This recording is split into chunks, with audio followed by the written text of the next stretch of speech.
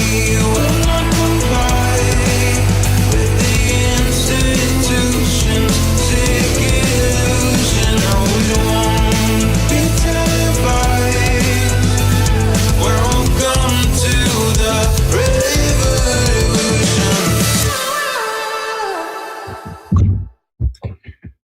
Welcome everyone to the MAHA Media Hub, and welcome to the MAHA Revolution.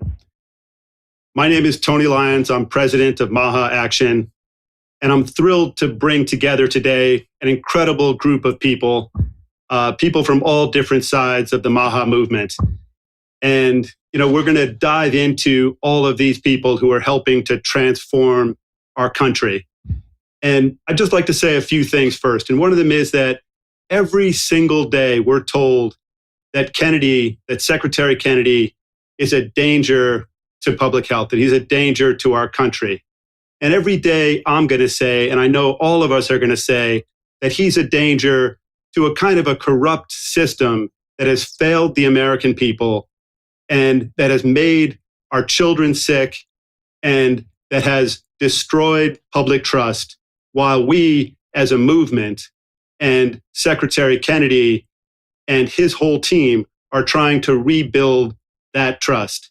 So, this is a time when we're fighting back against just incredible smear campaigns, hit pieces, newspaper articles telling us that, Big Pharma is just trying to do the best things for us, that Big Ag is trying to do the best things, that Big Food is, that they're, publishing these companies' talking points when we know these are lies. But what's happening is that most of the American public is starting to understand that they're being lied to. And we're seeing newspapers sort of follow the American people to some extent, that they really have to, that people won't accept the kind of lies that they've been told. They know that the New York Times is lying when they tell us that pesticides are safe, that dyes are safe. And, the MAHA movement is bringing that change to light, is bringing that change into action. And we're seeing from Secretary Kennedy, from HHS, from President Trump, just bold, decisive action that is improving our country. And we're going to just keep coming out and telling the American public that. And I'm so grateful to all of you. There are more than 5,000 people listening here. And all of us are taking part in telling that story.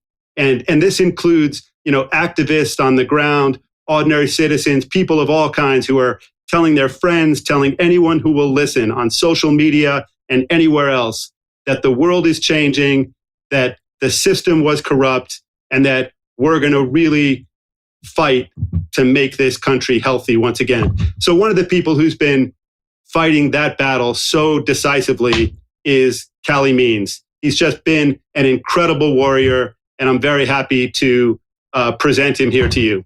Welcome, Callie. Thank you, Tony. A couple quick thoughts. I want to say that what Secretary Kennedy stresses a lot is that we're going to get a lot of policy passed. And we've gotten more policy passed in the first year of MAHA than at any time in modern American history. But when I think about the two things I think we should all be proud of, I think of two stories. I was recently speaking to a doctor who's a friend, and she runs one of the largest dermatology clinics in the country. So she manages thousands of doctors, dermatologists. And she says they have statistics where about 5 years ago, the average appointment was 8 minutes long. And most people with dermatology issues, eczema, other skin issues, they would just listen to the doctor, get the medication, go on their way. And now the average appointment is like double. It's like 16 minutes long. And my friend was actually very frustrated with me and with the MAHA movement. She said it's actually an outrage among the doctors in her practice that patients are asking so many questions.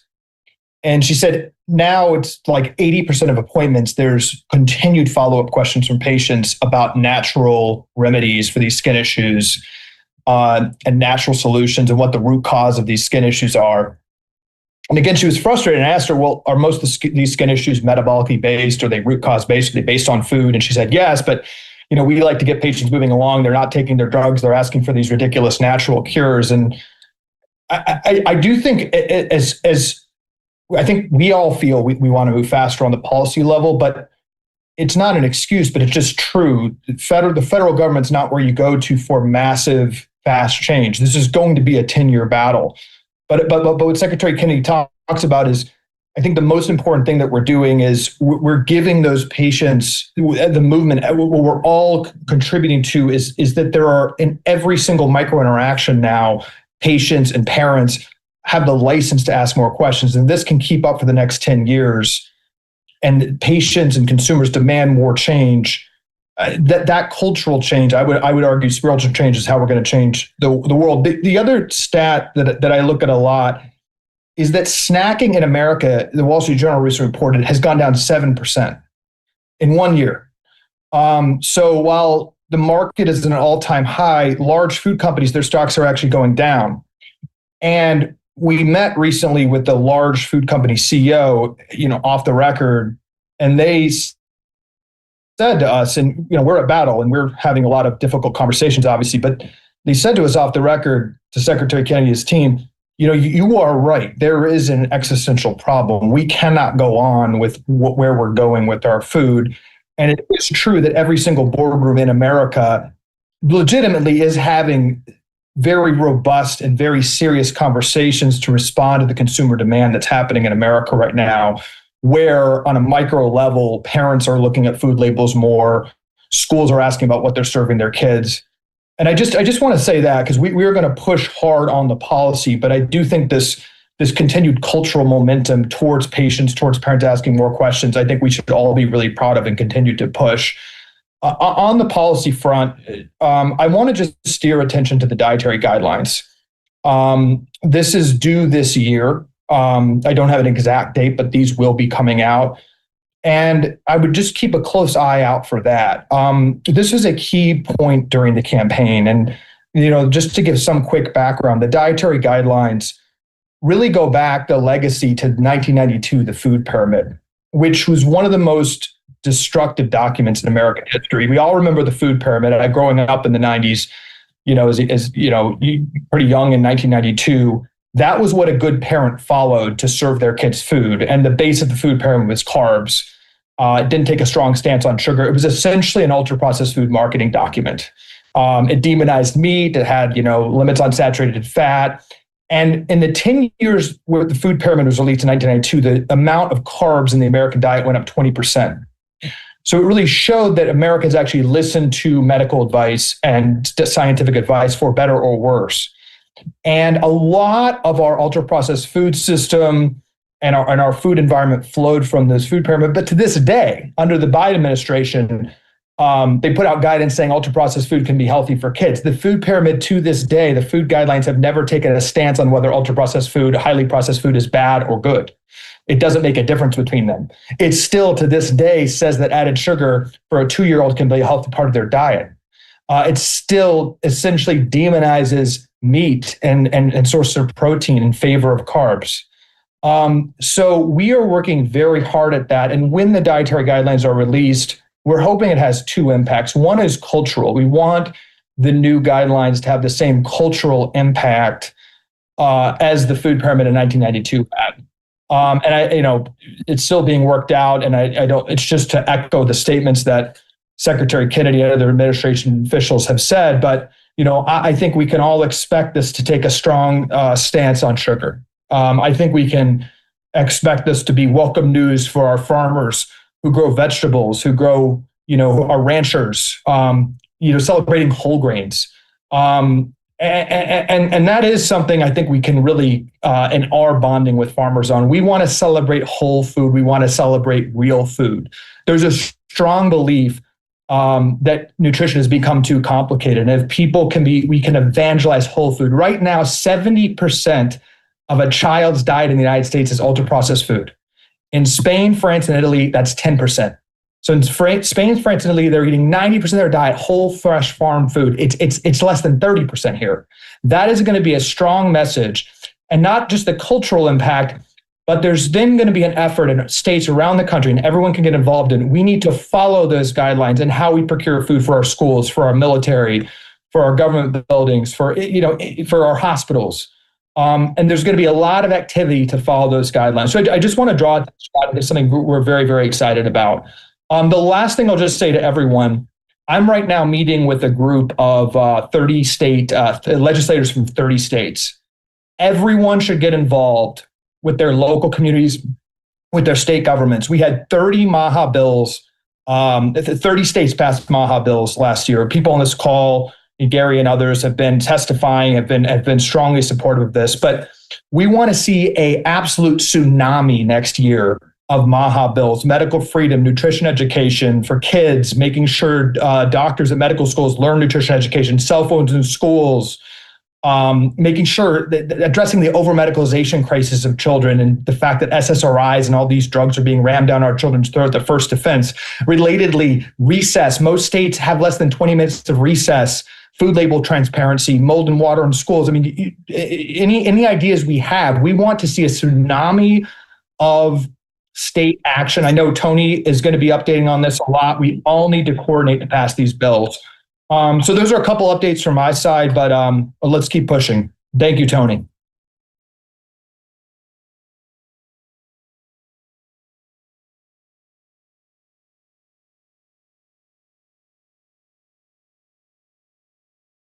Hey, Tony. I don't think we can hear you, Tony.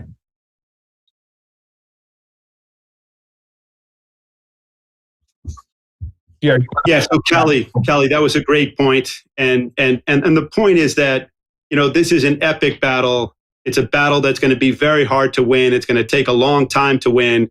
And we can't expect it to just be from the top down, from the federal government. It's going to have to be from states. It's going to have to be from local activists working, just tirelessly to get things done.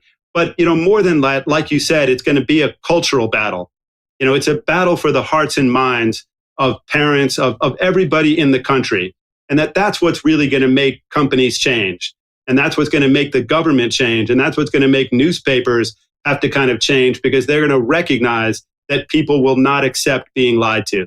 So, it's a kind of battle that we're going to have to come at from every side. And somebody who has really come at it from a lot of different sides, but, through his YouTube presence, through his 13 million followers, Dr. Berg has just done an incredible job of informing the American public, of educating people so that they can actually begin to make good, healthy decisions for themselves. Welcome, Dr. Berg.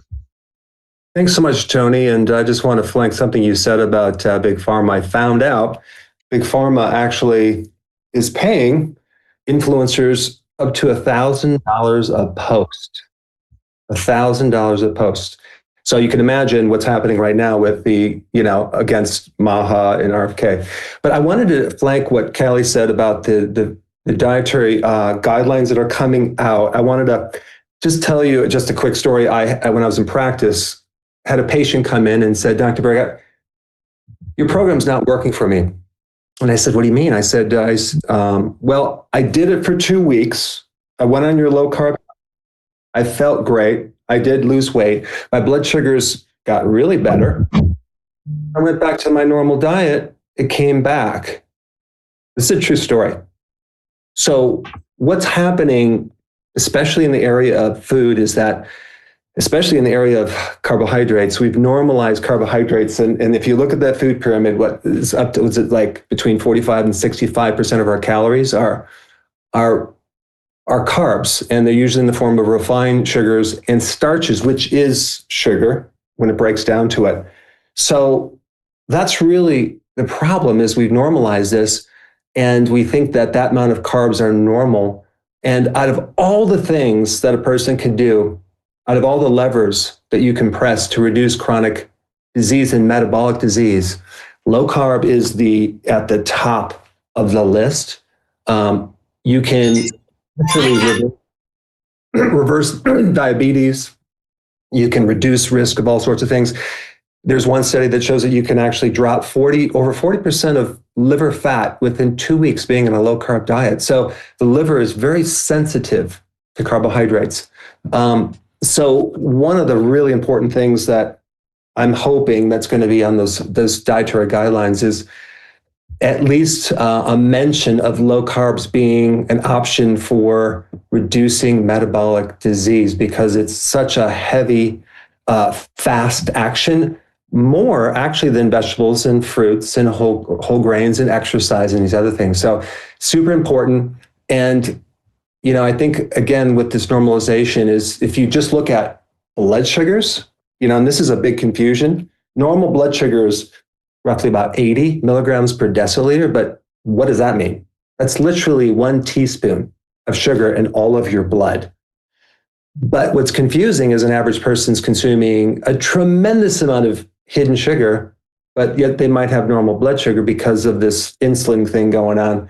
So that happens for 15 years to 20 years, and then it shows up. So unfortunately, doctors don't really test the fasting insulin, and that would pick it up a lot sooner. But we've normalized, because of these camouflage holes, we normalize carbohydrates so much.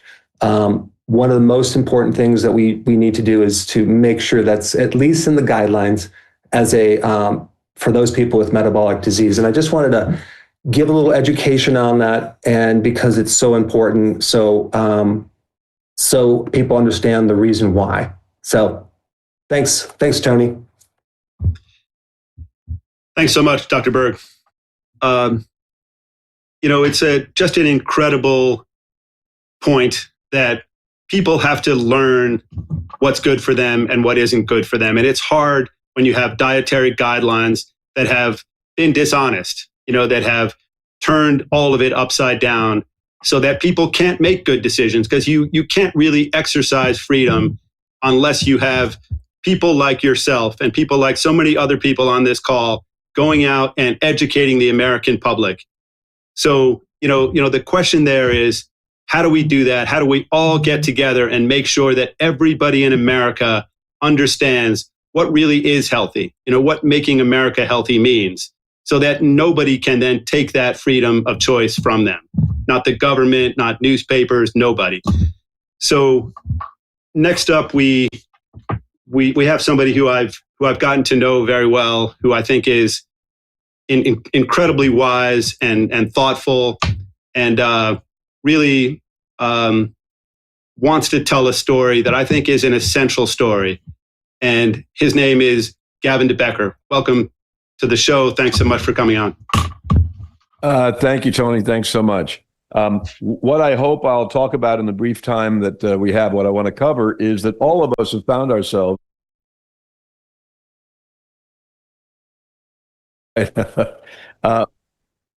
all of us have found ourselves in a situation where we're seeking to persuade somebody that, for example, not all vaccines are the same, not all of them are safe, not all of the diseases are the same, and not all of them are as dangerous as we're told, and not all the science is reliable, et cetera. So we all have people in our lives that we love and care about who we've been unable to reach.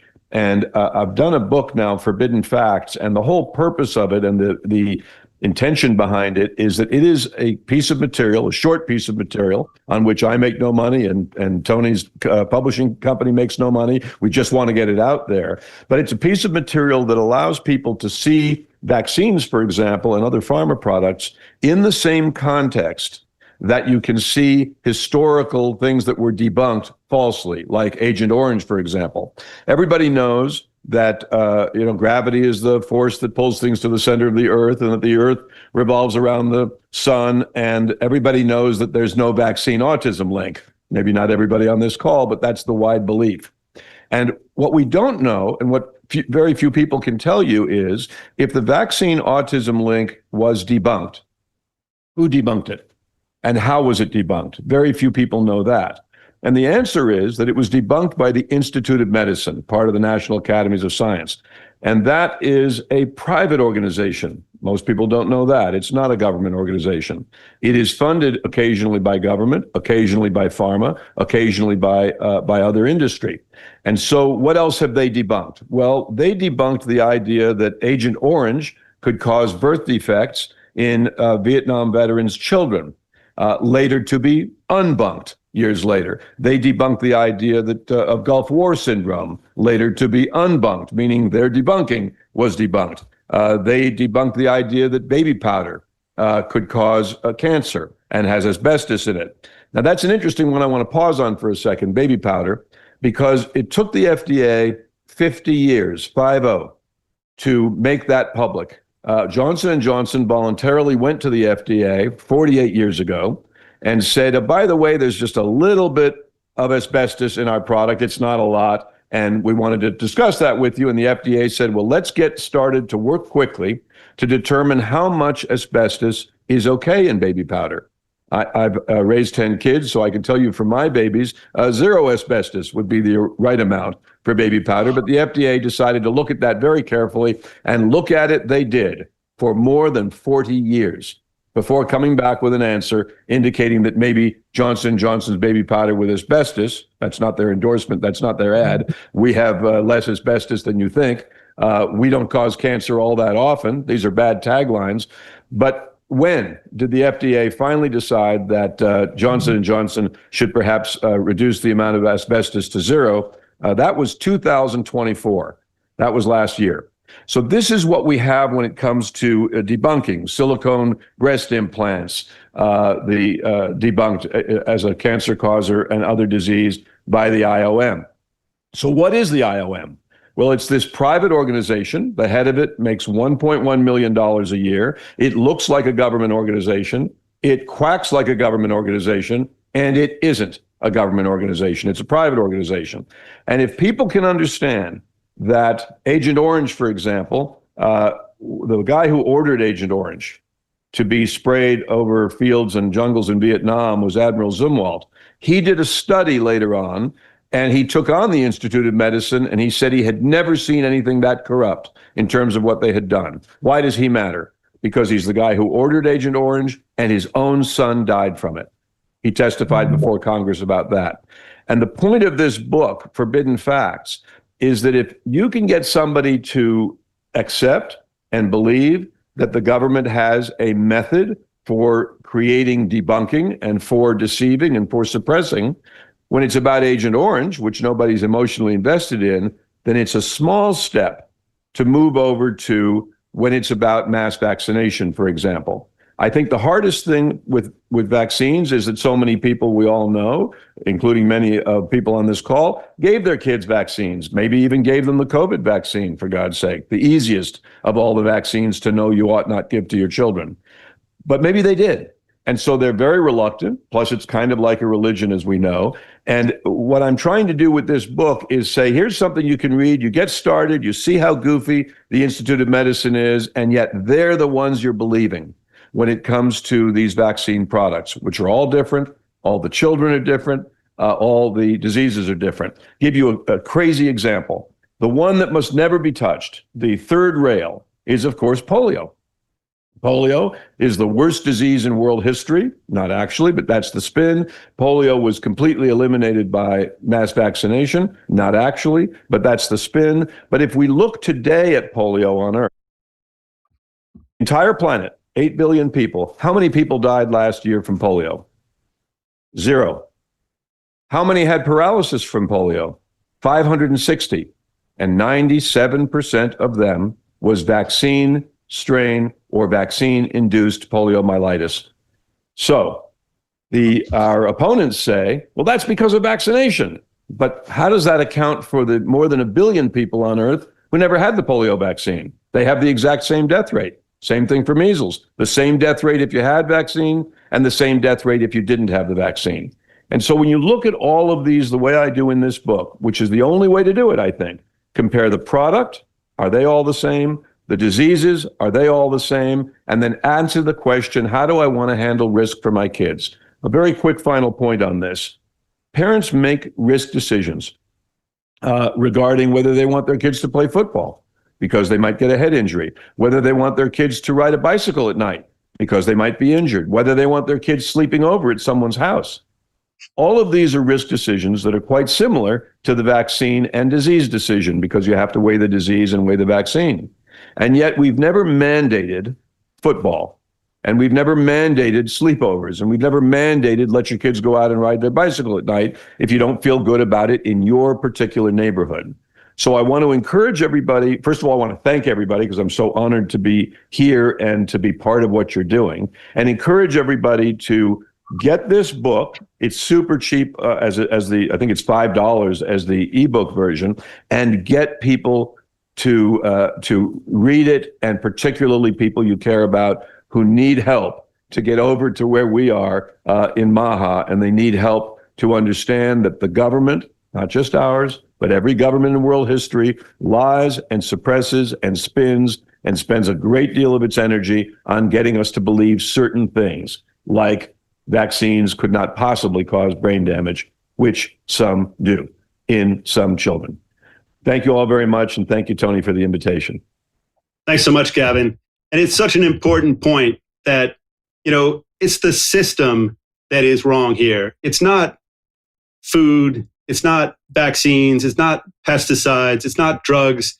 It's the toxic forms of each of those. And it's the one size fits all mentality. And it's the corrupt side of it all.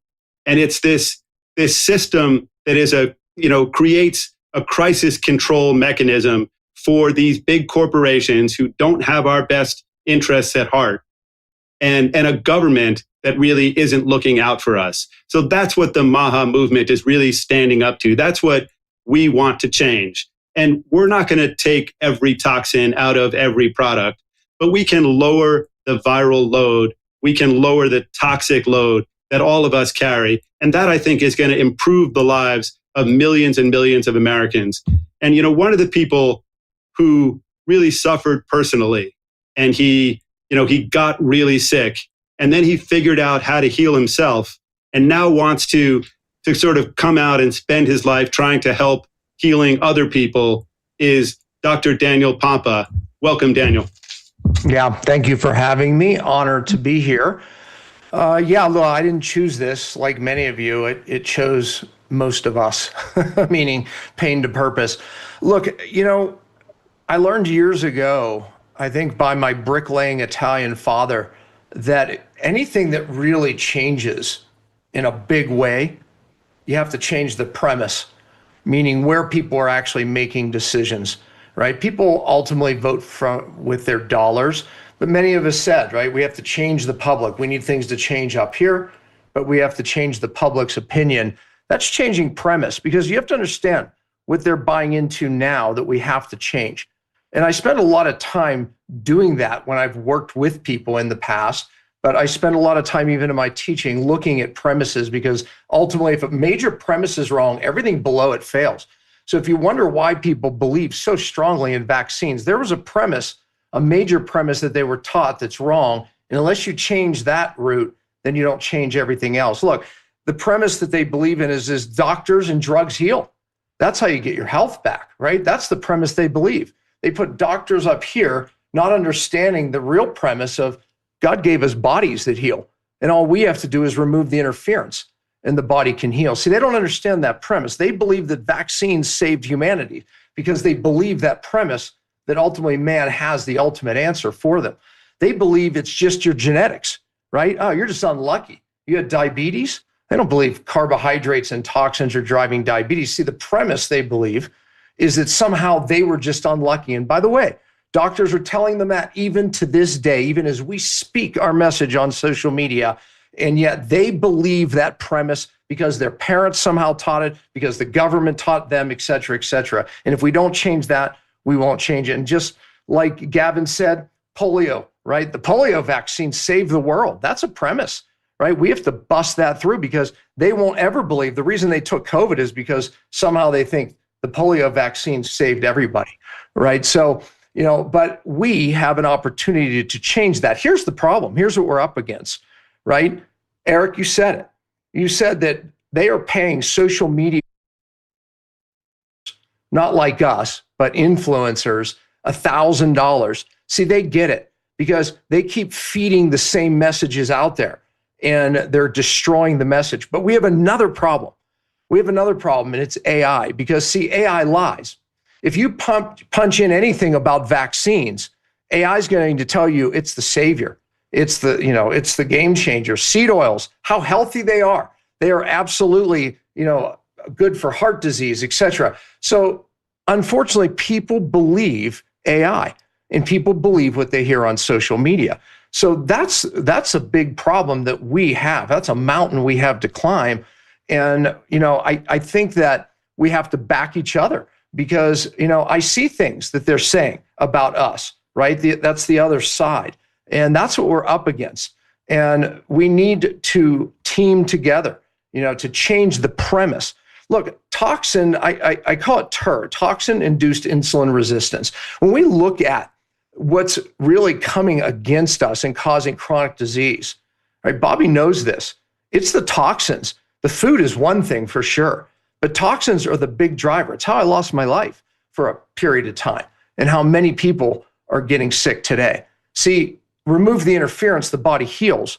But where are these interferences coming from? Yes, the food that we eat, right? They're coming from the homes that we live. They're coming from the dental work that we believed is good. They're coming from the vaccines that we're giving our kids and even buying into between flu shots and COVID boosters, right? So the bottom line is we have to make that impact. But the only way I've been able to make a difference is when I get people to realize that, wait a minute, we have to change that premise of your healing and health's going to come from a pill. It's not. And then they can buy into seed oils are bad. Maybe vaccines are actually wrong. Oh, maybe we actually need to give our bodies good food to be healthier. And maybe we actually need to consider that the drug isn't the answer. Oh, how long am I on this medication for my diabetes, doc? For the rest of your life. See, because the premise is wrong and they believe it. So we have to come against this. It's not going to be easy. We're going to come up against a lot of lies like we're hearing with Bobby right now, right? That's all over social media. How wrong he is, how evil he is, the anti-vaxxer that he is. Well, I see some major influencers here, right? But we're going to have to change the premise of all of that. Thank you. Thanks so much, Dr. Pompa. This really is such an important problem, which is changing the way people think and really getting people to be open to the idea that they've been lied to, that their newspapers have lied to them, that the government has lied, that these big companies have lied to them, and that we can demand change, and that's how we're going to get it. So, so many people like you who are coming on to this Zoom call and sort of telling their stories, we're all doing it, and I know you're not doing it, like Gavin said too, not for money, not for power, not for fame, but to really begin the process of healing the American public. Because we are the sickest people on the planet. And I've said it many times, but even though we spend 3 times the amount of money that any other of the 30 industrialized countries spend. So, that's just an incredibly bad record. But what we have now, because of people like you and so many other people on this call, is a time where we can really make change. And, so one of the people who's really been a beacon of hope is our next speaker, who is traveling all around the world. He's talking to groups of 3,000 people, 6,000, 9,000, 12,000, really just getting out there and giving a kind of a gospel to people all around the world. And that is Dr. Gary Brecka. He's really just been this beacon of hope, this idea that it's possible to make yourself better, stronger, that you can be the ultimate human. You can live even to 150 years old. Tell me if that's true, Gary. I believe that'll be true soon, not if we follow the current food pyramid. But just one correction, I'm not a physician. I'm not licensed to practice medicine. I'm a human biologist. But you're right. I have been on an insane travel schedule. This is my 14th city in 18 days. I was in Australia. I was in London, Singapore, Dubai, Los Angeles, and also in Sydney and Melbourne, and I spoke to voluminous audiences. What's kind of fascinating is that people seem to fall into kind of 2 camps on this issue. One is this camp that somehow the science is fixed. It's not up for discussion. It's over. And that science is valid. It's concrete. It's irrefutable, and it's now on the shelf. And any question of that science is, you're a vaccine denier or you're a pseudoscientist or whatever have you. But the interesting thing is that the entire premise of science is based on a question. All good science is driven from something called a hypothesis, which is essentially a question. You pose a question, and then you conduct a trial, randomized clinical trial, peer-reviewed trial, or a large data trial to prove your hypothesis right or wrong, and then that should be repeatable. And when science is fixed, this is when things become very, very, very dangerous. If the science was ever fixed in time and we just looked at the last century of science, we'd still be using leeches. We'd still be doing frontal lobotomies. That was actually frontline science for mental illness. We actually stuck an ice pick into the eye and scrambled the frontal lobe of the brain. It was a common practice as recently as the 1940s, by the way. This isn't, this isn't even Civil War era or, the before Christ era. This was just in this last century.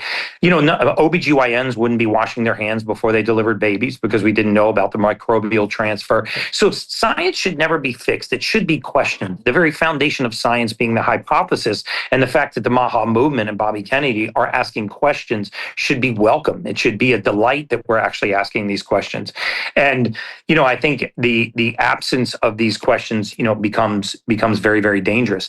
But what's really interesting is if you look at big data and science, there are some absolutes. There are some absolutes in humanity that don't involve chemicals and synthetics and pharmaceuticals. Some of the absolutes that all human beings can benefit from: sense of community and purpose, mobility into later in life, and a whole food diet. Blue zones have proved this. Multiple research studies have proved this. It's fascinating that when I discuss getting physical education back into the public school system, how politicized just that has been, how physical education can be more divisive. And it's mind-numbing to me. There's a very interesting 2024 study that was done out of Taiwan. It looked at 2 million children. It was the largest study done to date on physical fitness and mental health in our youth. And they found that for every 30-second improvement in a simple 800-meter run time, children had a 3% reduction in the risk of developing anxiety and depression. What's more impressive is that in this finding is that for every 30-second improvement in 800-meter run time, this was related to an 8% risk reduction in attention deficit disorder. So when children improved their physical fitness, even by a minute, we saw up to a 16% reduction in attention deficit disorder and other mental illness risks. They show that cardiorespiratory exercise is the #1 most effective drug treatment for ADHD, with some effects are comparable to medication. So it means if we get our kids in schools moving consistently and active, they're significantly less likely to run into mental health challenges like anxiety, depression, ADD, ADHD, OCD, poor attention span, learning disabilities, disruptiveness. When kids were actually grouped by performance quartile, they found that 12 in 1,000 children of the worst performing quartile developed attention deficit disorder at alarming rates. In the highest performing quartile, they had significantly lower rates of these kinds of mental illnesses. Their little minds were racing. So pharma says, let's put amphetamines into their system and break their central nervous system to match the pace of the mind.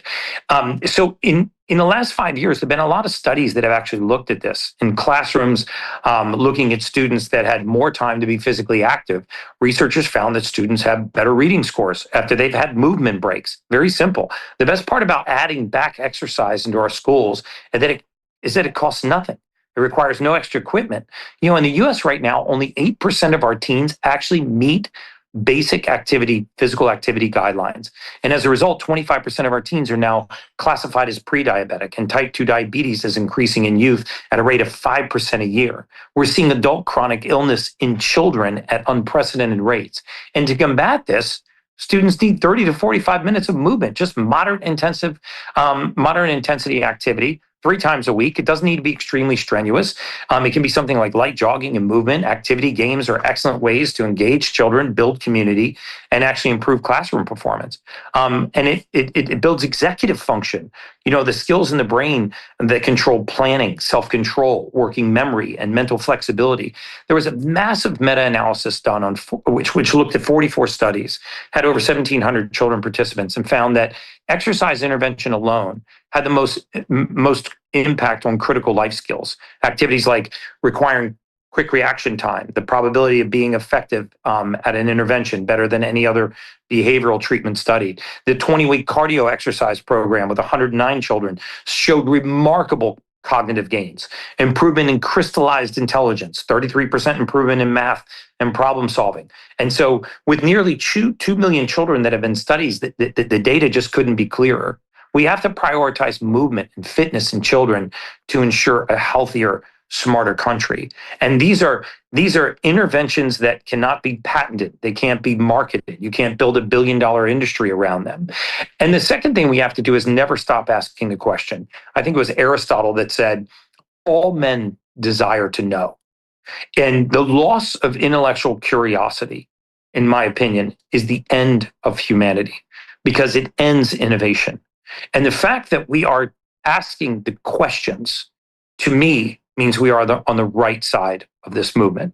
And so thank you for your time. And I'm really excited to introduce Dr. Mehmet Oz, who he doesn't know this, but he's been a mentor of mine. I've read and followed him for decades. And the fact that we have champions like this now that are embroiled in this fight at the government level, to me, is one of the greatest blessings of this movement.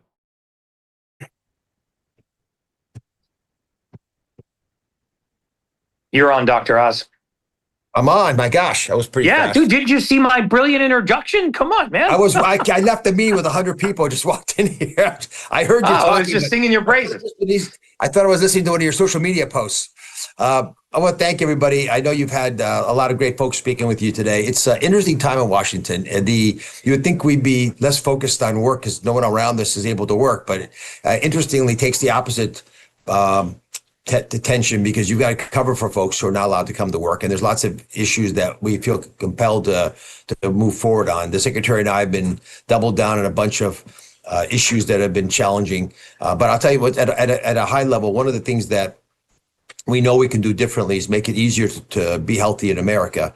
And one of the ways we'll do that is to make medications more accessible. And I touched on this briefly in a bunch of media pieces over the last week, but I want to be very transparent with each of you. There was a lot of concerns raised about how we're going about the most favored nation drug pricing, in part because some of the companies we're working with are not companies that folks in the MAHA movement have thought highly of. I would challenge all of us to revisit what has gone down in the last 5 years. Much of what happened during COVID was frustrating, angering. I certainly faced it. Many of you did as well. We didn't think we could say what we thought was happening.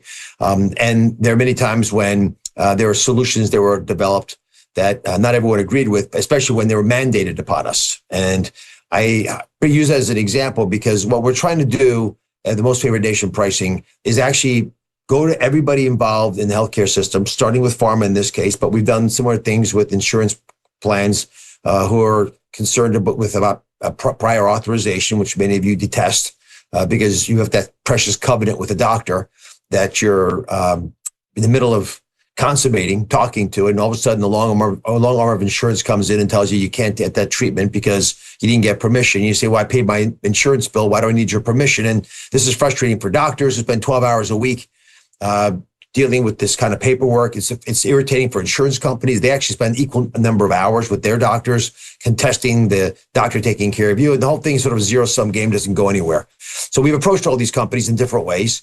Secretary and I approached the insurance companies and told them, listen, if you don't fix this problem with prior authorization, we're going to fix it for you. And it won't be as nice. So once you create a more nimble solution, you're in the business, we're giving you permission, go out there and come up with better ideas. And they have done that. And they're on a timeline. They've got to prove that they can deliver, but they promise us they're going to have less procedures that they do prior authorization on. They're going to work faster to give those concerns to doctors and the people that the patients they're taking care of so that folks can react in a more timely fashion. More recently, we had those conversations with pharmaceutical companies. And as some of you saw last week, we got a leading U.S. company to agree to pricing their drugs at most favored nation pricing. That's an important milestone because the president has argued that there's no excuse for Americans buying a product made in this same factory with the same machinery, with the same ingredients, and packaged in the same box, being sold at 1/3 the price in Europe as it's sold for here. And so we've gotten several of these companies. We're going to be rolling them out one by one to agree to selling in the U.S. products that are the same price as they are priced in other parts of the world. It's going to be uniformly the case for Medicaid patients, which will take a lot of heat off governors. For folks who are on medications, for example, you're on a medication to reduce your diabetes risk. And while you're trying to lose weight and exercise and get back into life, it turns out that if you actually have your hormones way out of whack because you're diabetic, it's hard to do those things. So using medications to address some of these issues while you're adopting new lifestyles is a belt and suspenders approach to getting you healthy again. And the Medicaid population has a disproportionate number of people who have those issues. But now we're beginning to get these prices to come down for Medicare, and these companies are promising us to do the same thing with a lot of their medications.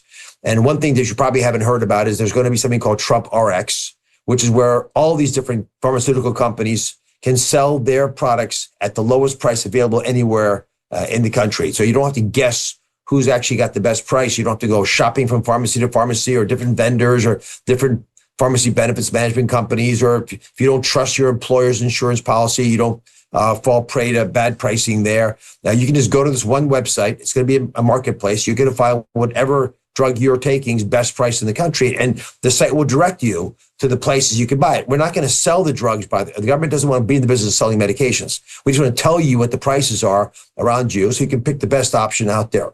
It'll also be part of a larger story, which is they'll allow transparency in the healthcare system to guide you. Because if we don't empower the American people, which is an important part of MAHA, if we don't make you the world expert on your body and arm you with information to act accordingly, you can't actually take care of yourself to the best of your ability. And who is the best person to take care of you? It's you. Who loves the kids most? The parents. Arm them with information. They can take good care of their kids. And same for the grandparents.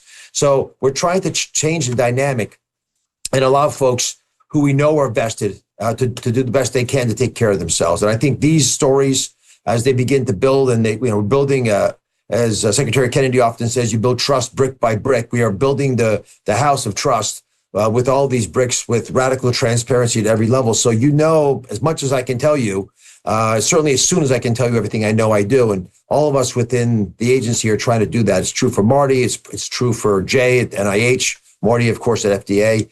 Our belief is that with this approach, even if you don't want to always hear the information, it'll be there for you. And as doctors, and Jay and Marty are both doctors as well, we're used to telling people things they don't always want to hear.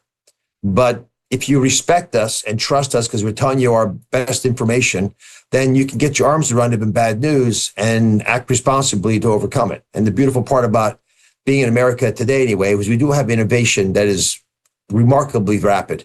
Part of the reason that these most favored nation drug pricing negotiations are so challenging is we want to make sure that we don't push companies to stop innovating. We want everyone to continue to build the best solutions possible, because right now we actually do outperform everybody else. If you look at someone diagnosed with cancer in the United States versus that same advanced cancer, for example, in Europe, our survival rate's dramatically better.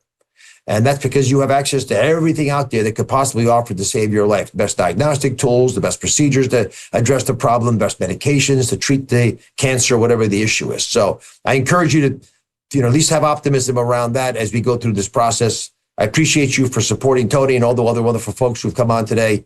And I wish you the best. Back to you, Tony. By the way, it was good seeing you at the Army-Navy Club yesterday. We had a good friend, Sean Spicer, who he was promoted to the rank of captain of the Navy, which is now holding over all of us. But Tony was there celebrating with him. Yeah, he was great. Seemed really happy. Good to see you there. Yeah, I think that the points that you're making, the point that every person in this country has to become the world's leading expert in their own body, and that they have to have access to information that allows them to make good decisions for themselves, for their families, primarily for their children. And that if we do that, then the whole country is going to begin to heal. And then companies are going to have a lot of pressure put on them from below, not from the government forcing them, which is always hard to do, but from the demand side, where people are just going to say, I don't want seed oils. I don't want toxins in my food, in my drugs, in my vaccines, in my pesticides. I want things that are healthy. I'm willing to pay what they cost because I know that in the long run, that's going to save me money, that I'm going to lead a happier, richer, healthier life. And, so that I think is really fundamental to the MAHA movement. And you've been just such an incredible part of that, which is, helping to give people the information that's going to make it possible for them to lead better lives. And, that I think is critical to all of this. So thanks. Take care. So the next person coming on is Nina Teicholz, and she's been at the center of investigating food. What kinds of food are actually healthy, looking at the food pyramid as it has been for the last 20, 30, 40 years, and recognizing that it's just been upside down and that we can do much better, that the American public has been lied to, and that this is a time when we can begin to fix that. So welcome, Nina.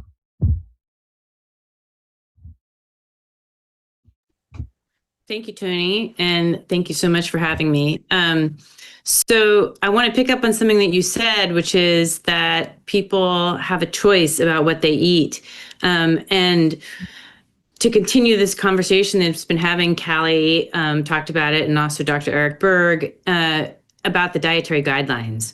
The dietary guidelines are a very top-down policy. They are the single most influential policy that affects what Americans think is healthy, but also what is served Americans who don't have choices, like kids in public schools, like people in nursing homes, food in hospital, the food that is given to the military in mess halls. We have an obesity problem in the military that is almost the same as it is in the general population, which is extraordinary.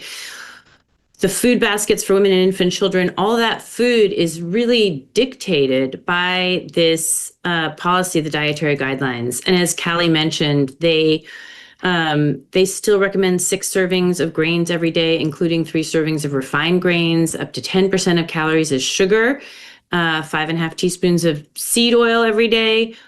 We don't know what will change in those guidelines, but the one thing I really want to point out to the audience is that by law, the guidelines have to serve the general public. So when the guidelines were launched in 1980, the public was largely healthy. Obesity, diabetes were not epidemic at that point. Now the public estimates are 60 to 93% of the American public has some kind of chronic disease. Adults have some sort of chronic disease. That means that it is super important for the dietary guidelines to have an option for people with those diseases. And so what I'm asking people to advocate for is to include an option in the guideline for people with chronic diseases. The option with the most clinical trial evidence. So when Gary Brecka was talking about the importance of clinical trials, you test a hypothesis in an experiment, you see what comes out, you replicate it. The most significant scientific body of evidence really supports a diet lower in carbohydrates for, as Eric Berg said, for reversing type 2 diabetes, for reversing non-alcoholic liver disease, for reversing hypertension and other cardiovascular risk factors. So this is a diet. It can be vegetarian, it can be omnivore. Nobody's saying exactly how it needs to be followed, but it really is supported by the largest body of scientific evidence. That was recognized in the MAHA Commission report. The assessment had a whole paragraph on low carbohydrate diets. And so we put up a website. It's called lowcarbmaha.org, and you can see materials there that you can share. There are graphics. It's just asking for an option, not a mandate for all Americans, but an option in the guidelines for people with chronic diseases, given that the general public is now unhealthy and has one of those chronic diseases. And that option needs to be there so that for all the people, 1 in 4 Americans who don't have a choice about what they eat, but are getting their meals from one of the USDA food assistance programs, like school lunches, there needs to be an option for those Americans that will reverse chronic disease. And this is the single most influential policy that I think this administration will pass in terms of nutrition and food, because it's such an influential policy and affects so many programs. So this is a time to try to ask for an option in the guidelines for people with diet-related chronic diseases. So Tony, thank you for letting me share that. Yeah, thanks so much. And it really is critical that, like I said before, people can get the information so that they can make better decisions. And you've taken such an incredibly big part, such a central role in sort of being the evangelist for changing the way we look at food. And I think this is going to be a period where you're really going to start getting through to people. You wrote a book, I think, in 2014. So you've been at this for a long time. And I'm really hoping that this is going to be not only your victory lap, but the victory lap for millions and millions of people in this country who've just gotten information that is incorrect and then made decisions based on that information. So thanks so much for coming on. Thank you, Tony. So next up, we have somebody who has been fought through all of the COVID years, went on to Joe Rogan, had 50 million people listen to him, was part of the real transformation of the American public, where they just started to recognize, that they'd kind of had enough. They weren't going to take it anymore, that they saw that they're serious people, serious doctors, serious scientists who have a different point of view, that it's okay to have a different point of view, that it's okay to begin to think for yourself, and that, our role, all of the roles of the people on this call, the people listening to this call, are to make it possible for people to get good information and then make good decisions for themselves. So Robert Malone has been doing that day after day. Welcome, Dr. Malone. Thanks, Tony, and apologize for broadcasting from the car. I hope that's coming across okay. Yeah, it's good. Good, super. I'm on the way to another conference for the IMA group. So Tony asked me to talk a little bit about the pressure that's happening on social media and in a variety of other media channels against the MAHA movement, against Secretary Kennedy, against Dr. Oz, and against those that are speaking truth to power. It's very clear that we're having an effect, our little band of revolutionaries, because of what we're seeing in the response in media and in social media. These various petitions that, when you look into them, they're really kind of nothing burgers. I'm really not too concerned about what Southern California shrinks have to say about Bobby Kennedy. I think that's a group that ought to look at itself a little bit more, and about things like their challenges in dealing with transitioning children, for example. So I think we need to take things in context and think about who's broadcasting these messages. The force of the propaganda that's coming at us has increased. I see that all the time on social media. I see that in the form of paid influencers, as was discussed earlier. I see that in the various chats and bots that are attacking all of us in this movement that have any significant social media presence are just being subjected to an onslaught of attacks and ridicule and defamation and attempts to delegitimize us. That's a sign that we're winning, okay? They don't do that if they think that you're consequential. We're having an impact, and I want to leave you with that key thought as I transition now to the issue of what's going on at ACIP.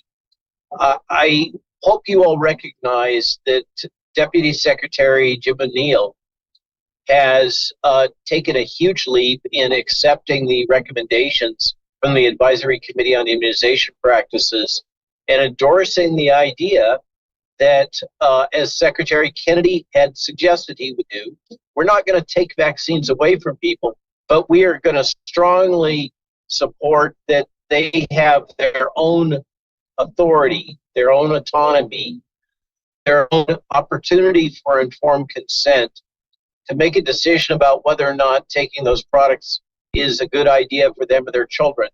We now have won that battle, and what's not often discussed was the very strong positions taken by both ACIP and Secretary Neal in favor of true informed consent disclosures.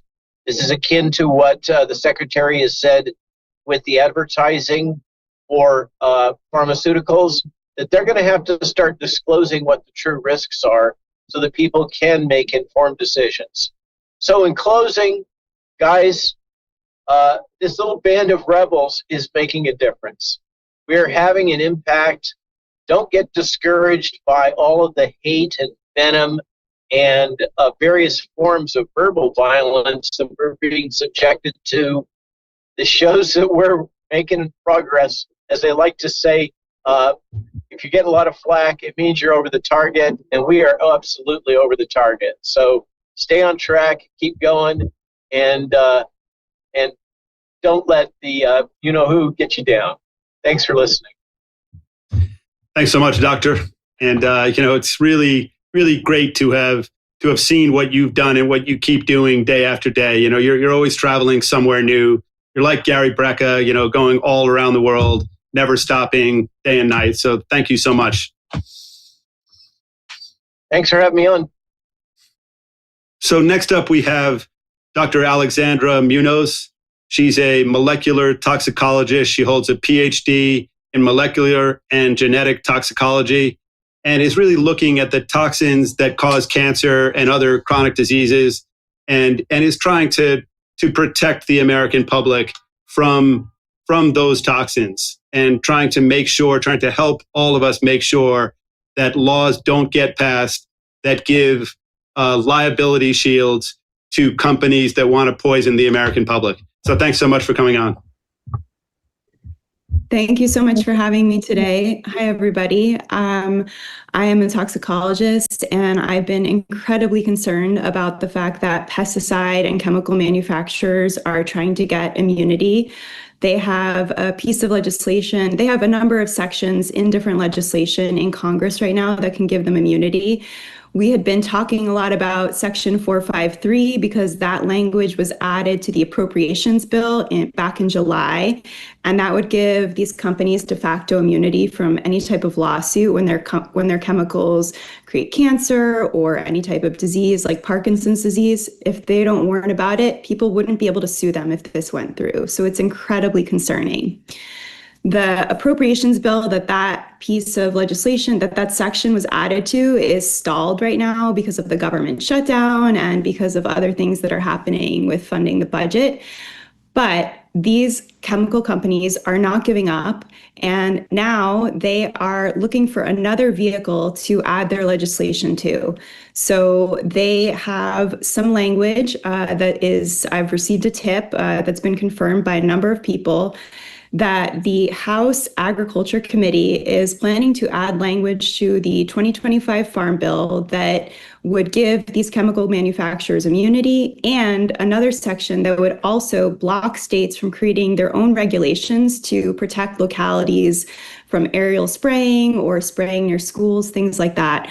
So there's a very concerning language that cannot be added to the Farm Bill, but that is currently slated to be added when they bring this bill up. And we don't know the exact timing of it because of everything that's going on, but it's really important that right now we let the House Agriculture Committee know that nobody wants this language added, that Section 10204 and Section 10205 cannot be included because it's just simply unacceptable at this point. It will shield chemical manufacturers and then really open the door for this industry to bring even more dangerous chemicals forward without any mechanism of accountability. They can bring things that now they might not have thought to bring to market before because it would have too much of a liability risk.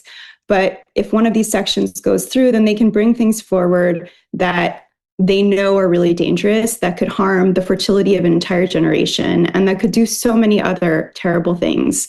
So we need both of those sections removed. The other section, Section 10205, will block states from creating their own regulations for pesticides. So any type of ordinance that's been passed in your community, for example, that notifies you if pesticides are being sprayed, that would be canceled if Section 10205 went through. If you have any type of ordinance that blocks pesticides from being sprayed at schools or in certain residential areas, or if it's blocking aerial spraying in your neighborhood, all of those things would be removed by Section 10205.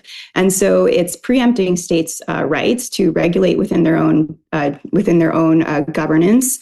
And it's also blocking, removing many efforts of many parents and concerned citizens and community members that have taken the time to get these ordinances passed in their communities. So it's incredibly important that we get both of these sections removed from the Farm Bill, ideally before they even release the text from the House Ag Committee. So in the action kit that you're going to get after this call, there's going to be a tweet that you can retweet that will tag all of the House Ag members that are considering adding this provision in. And we just want to get their attention and let them know that that MAHA is not in support of this language. MAHA is not in support of giving chemical manufacturers any type of immunity.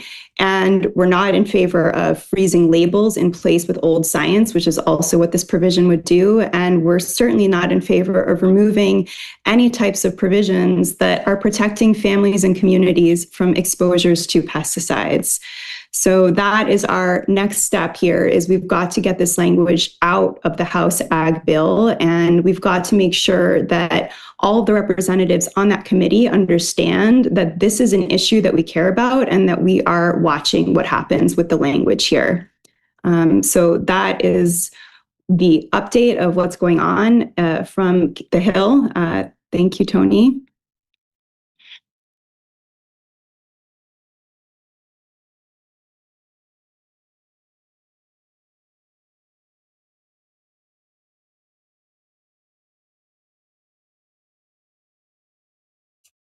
Thanks so much for coming on. Sorry about that. So, we all know how important the work you're doing is, because we saw what happened with liability shields with vaccines in 1986.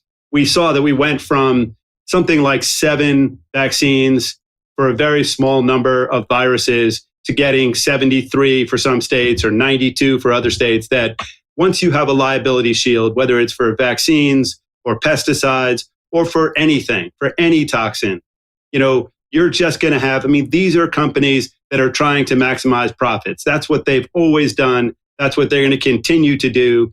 And we need a system in place that prevents them from doing that and that alerts the public of what the dangers are, so that we can have it coming from both sides, so that people can make better decisions and the government does some work to protect us, not to protect these companies that are poisoning us. So thanks so much for all the work that you've been doing. Thank you.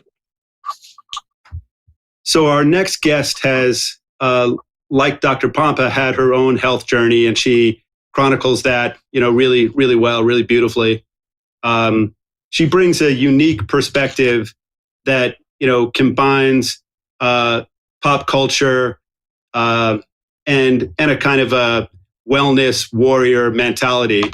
Just really powerful, courageous, and advocating for people's right to choose what to do with their own bodies. So important, so critical. Really grateful to have you here. What an introduction. That is incredible. Thank you. Thank you so much for having me. Hello, everyone. Maha. I love RFK Jr. I'm so excited about this administration. It has been incredible to just witness that the fact that vaccine injury is actually a topic of conversation. Finally, we're not crazy people. We don't have tinfoil hats. It's a great feeling. So, Tony, thank you so much for having me. So most of you probably don't know my story. So I was severely injured by the Moderna vaccine. After the first shot, I had a reaction, a muscle spasm in my right flank that didn't go away. for weeks and weeks. So I went to the hospital thinking maybe it was an organ because I could not get this muscle spasm out. I went to the hospital, I did a run of tests, nothing indicated anything. And then the following week, I got the second shot. So I got 2 doses of Moderna. And after my second dose, my health was ripped from me. They had no idea what was going on with me. It was all in my head. I had MS or I had transverse myelitis. The list goes on and on. I'm still an anomaly now. They kind of still don't know exactly what kind of autoimmune issue I'm dealing with. But I have been really just, fighting for my life. I just got back from CPI Stem Cells in Tijuana. What an incredible facility. They work with all the UFC fighters, and they have this technology and caring doctors that can really kind of nip, autoimmune diseases in the bud, cure cancer, things like that. It's one of a kind. It definitely was a painful journey afterwards. I flared afterwards. I have a flare in my rib cage. But today, I actually feel like I'm back to myself again. But, this whole experience has just truly brought me closer to God. And I'm so, so grateful for that.